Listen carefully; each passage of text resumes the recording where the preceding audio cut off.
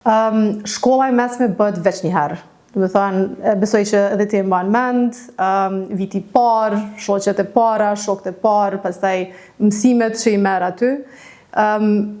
Paramendo nëse shkolla e mesme kishte me qenë në një ambient ku përveç landve kryesore, biologji, matematik, gjuhë, gjermanisht apo çka do tjetër që varet prej drejtimit mësojnë në shkollat e mesme. Paramendoni se mundesh me bëu edhe klubin e dramës, mëson kodim, mëson gjuhë të huaja, merresh me një sport, apo nëse ke talent në fizikë ose në kimi, e ke edhe fizikën edhe kimin e avancuar, edhe përgatitesh për universitet. Është domosdoshme që Prishtina të ndërtojë më shumë shkolla, sepse mësimi tërditor është hapi zero drejt përmirësimit të cilësisë, por nuk mund të ndodhë nëse s'ka më shumë hapësira shkollore. Në këtë formë edhe kemi shpjeguar, në këtë formë edhe kemi përkthyer në programin ton. Prishtinës i duhen minimalisht edhe 10 shkolla të reja, edhe 10 shkolla ekzistuese të zgjerohen në hapësirat që i kanë, sepse ka mundësi në disa nga vendet ku janë shkolla që të zgjerohen ato dhe të krijojnë më shumë hapësira për nxënësit, në mënyrë që të gjithë të bëjnë mësim me një ndrim.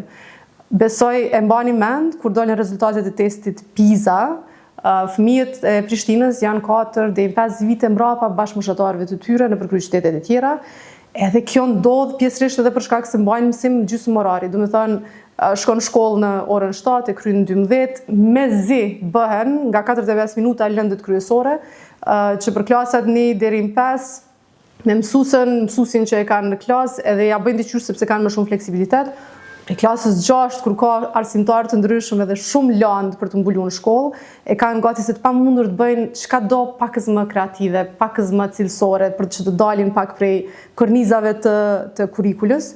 Kështu që ky është prioritet jo veç për të adresuar, siç thash, kostën e madhe që familjet e kanë për arsimimin e fëmijëve të tyre, se me të vërtetë shumica i çojnë në shkolla publike, por duke marrë parasysh që shkolla është vetëm gjysmë ndrimi, do të paguajnë kujdes për pjesën tjetër me qëndrime ditore.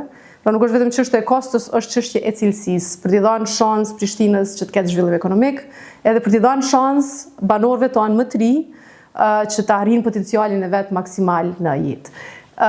Tregu i punës është treg global. Do të takoj njerëz që vazhdimisht më thonë unë tash punoj për një kompani që ofron shërbime për jashtë, shërbime IT-e, unë punoj në një call center, më duhet një gjuhë e dytë, kam taku disa rrobaçepse të reja, dizajnerë rrobaçepse, që qepnin ekskluzivisht për treg jashtë.